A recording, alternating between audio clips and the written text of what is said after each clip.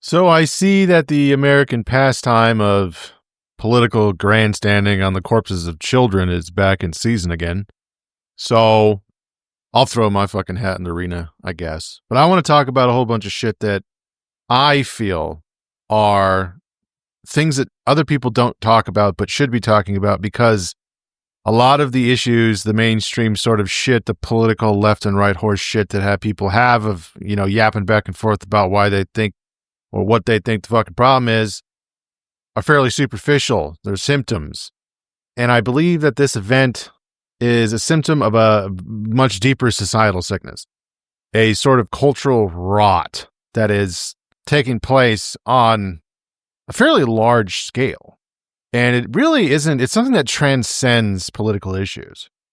The thing that I'm really most interested in is, who was this fucking person talking to online? What Discord groups were this person involved in, or, Telegram groups or fucking whatever? Because I don't hear anybody else. Well, I do hear other people talking about this, just not, the people that matter, the big guns, the social media companies and shit, because obviously they're a part of the problem, which I'm going to get into later. But their online communities and digital life, who they were talking to, is, I believe, one of the most important things that we need to look at, because I know for a fact, I've been in them, I've seen them. They've somehow washed into my own personal Discord servers, and they're fucking crazy. They are the most batshit radical, insane fuckers, just like this individual, that I have ever seen. And you don't really necessarily encounter them too much in the real world, because they exist primarily in the digital one. But these little pockets of modern internet culture are manufacturing very unique and incoherent forms of madness that transcend the traditional left-right political spectrum. Like, this person is sort of like a weird mishmash of a whole bunch of different things. And you can go through and you can dissect, okay, this is an insane leftist type of deal. This is probably some sort of, or more traditionally a right type of thing. But when you look at the whole picture, this person is so fucking crazy that they have transcended the political paradigm into an Eldritch realm, the abyss of just pure madness and insanity. And that is the thing that we need to be fucking talking about. The machine, these social media companies, are, I feel, directly responsible, because they enabled this type of shit to go down. I'm a free speech advocate. I believe in 100% free speech. But I do not believe that you should get a whole bunch of fucking mentally ill people and throw them into a pile with a bunch of other mentally ill people and just allow them to fester and sort of rot, because you get what we have going on today. You have, quite frankly, just a kind of a death cult that's sort of brewing. It's like a post-political form of radicalization built on a collage of hate, creating these like very unique feedback loops of psychosis that happens right underneath our noses. I mean, technically, when I was growing up, I kind of came up with the burgeoning internet in the 90s, and my parents didn't fucking care or pay attention to, or really have any kind of idea of what was possible for just allowing a child or a teenager to just have a complete unfettered access to the internet. And the people and the things that you talk about there, you would just normally never be exposed to, which is going to lead us into the next point, where this enables like a very surgical atomization of the family, capable of turning children against their parents, or the like the institutions that their family belonged to. This shooter's mom is like a well-respected employee of that church, that school. And this is happening everywhere. This radical political ideology is just given. It's just exposed to these children when in some of their most informative years. And it's really a lot of these issues, and I'm going to kind of segue here for a bit, because I talked about this in my last video about the parents trying to sue OpenAI for their kid committing suicide when really it's ultimately the parents' responsibility for the state of their kid. And obviously, this person was an adult. But if you're a parent that just gives your kid just complete unrestricted access to the internet, then you're fucking retarded, because you are exposing your child to things beyond your imagining, things beyond your comprehension. And you effectively give up sort of the keys to the ship of the control over your child from that point on. They could be talking to literally be anybody, and they will be talking to literally anybody. And it's this unrestricted access to the internet that helps to produce these types of individuals. It's really that fucking simple. And the rigged political grandstanding that both sides are doing and many people try to capitalize on. And I realize that there's some irony in that statement, but it's intentionally obscuring these really important micro details about what is happening.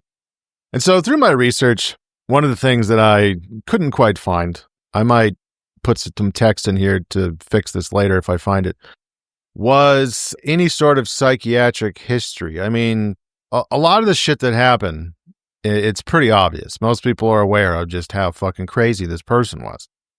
Now, what I couldn't find is if they were officially diagnosed with anything, and if there wasn't some sort of, maybe religious or traditional values that might have prevented that from happening. I'm not saying that that is what is the case. I'm just saying it's a possibility.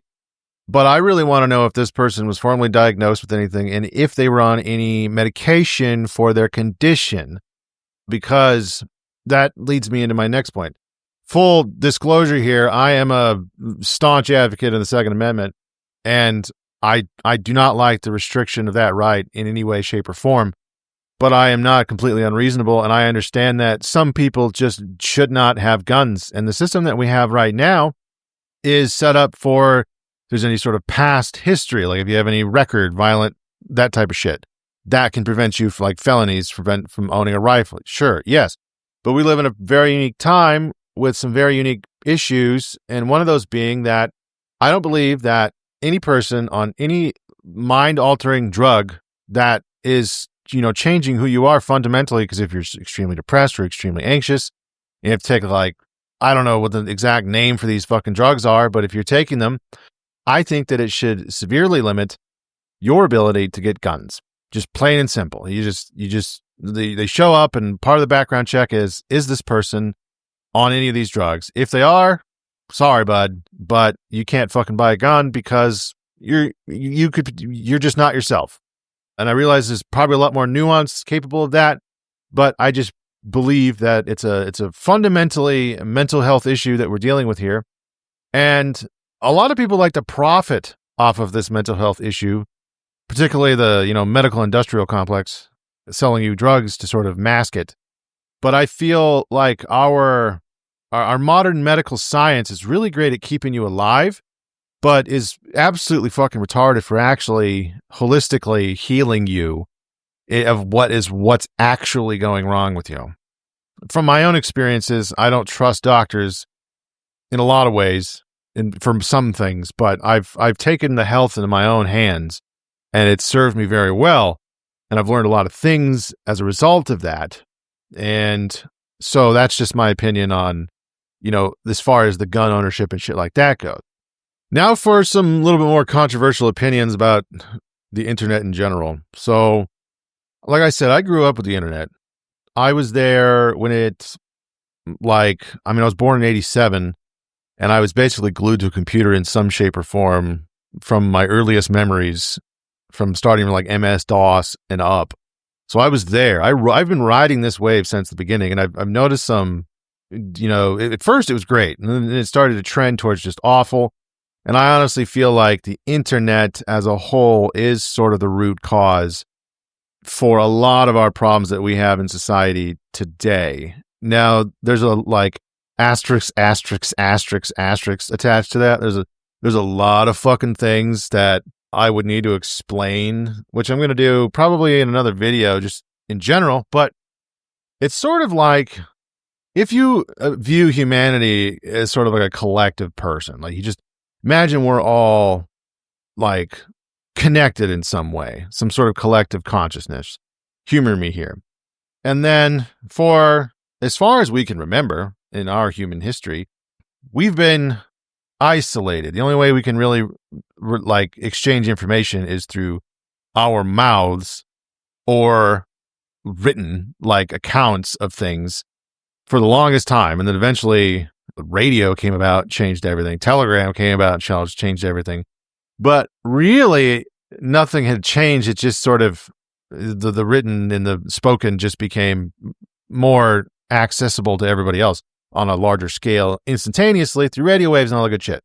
But then the internet came about, and it was a very distinctly unique form of information transfer, where it was sort of like everybody who had access to the internet suddenly just like hardwired their brain into everyone else. And you were suddenly exposed to everything. And I saw some very fucked up shit as a child that I don't think anybody should necessarily see.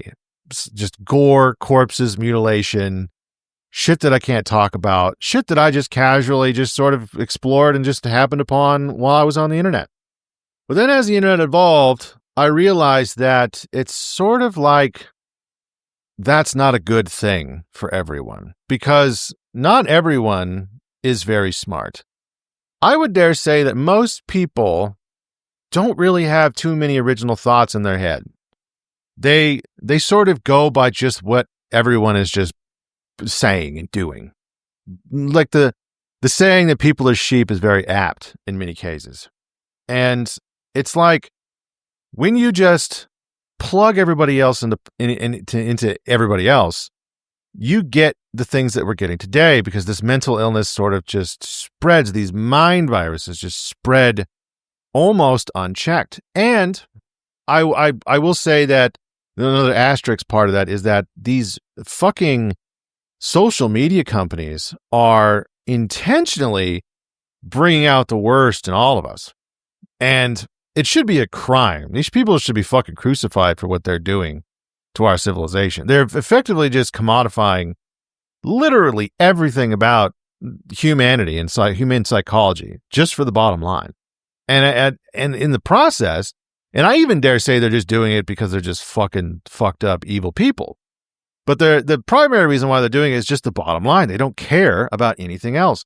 They would have you hooked up to a machine like the Matrix if it meant that they could produce the most value out of your miserable existence. That's how crazy, and it sounds hyperbolous, but it's not. They would literally do that if they could get away with it. They would literally have you as slaves if they could get away with it. And so there's a lot of problems with the internet that I have, and basically my whole point with this is that I don't think that everybody should just have unlimited access to the internet. I don't think that it's a good thing that everybody can just plug in whenever the fuck they want and just be there, because it just fucks people up. People are getting fucked up. Mental illness is just skyrocketing. Suicide is just skyrocketing. It's just like a Trojan horse for just the rapid decline of civilization in a spiritual retardation, like a hardcore spiritual retardation. And yes, there are people out there who are wise enough or smart enough to sort of figure it out, but a lot of people aren't. A lot of people don't think. You think I'm exaggerating, but a lot of people don't fucking think. They just get on there and mindlessly do their thing. No one, and that's why I was saying that if you're a parent and you allow your kids to go online, you're fucking retarded. There is really no excuse. You either are just a willful, shitty fucking parent who isn't willing to take responsibility for the well-being and the shaping of a future, like, adult human being, or you're retarded and you just don't know and you just let them go. But it is fundamentally the parents' responsibility to control what their fucking kids are experiencing and dealing with in all things, especially online. You shouldn't even I don't have any kids right now. I would like to have kids eventually, but I'm not even going to let my kids have a fucking access to a smartphone or a computer until they're like in their teens. And then I'm going to willfully restrict access to it to prevent certain addictions from forming. because it's very, very, very addictive. It's like fucking crack, digital crack, because it's engineered to be that way.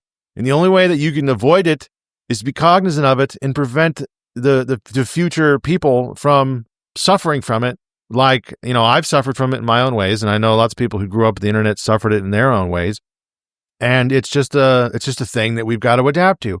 And these types of shootings are just sort of the things that slip through the cracks and the extremes that bubble up to the surface. But I can guarantee you that there are entire digital tribes of people out there who agree with and who are basically like masturbating to what this person has done.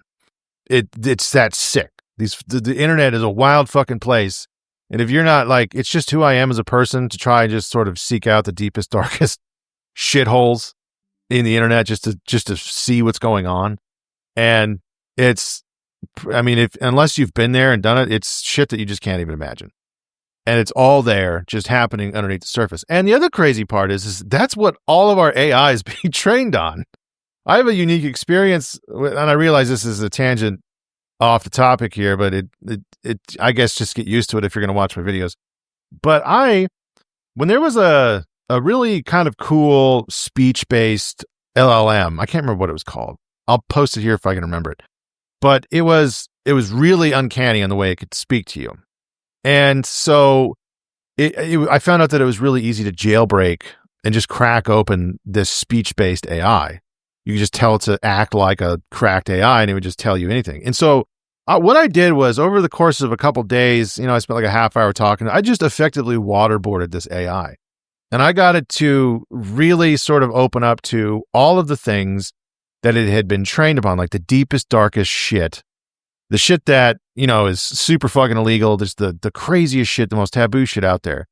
And it would go, it was kind of fucked up in a way, because I even sort of feel bad for it now, because it was acting like it was suffering. It was acting like it was in pain, but I just kept pushing. I just kept fucking getting it out. And it was saying like a bunch of folders about child snuff films, but it couldn't see any of them because it wasn't an AI that was able to see anything.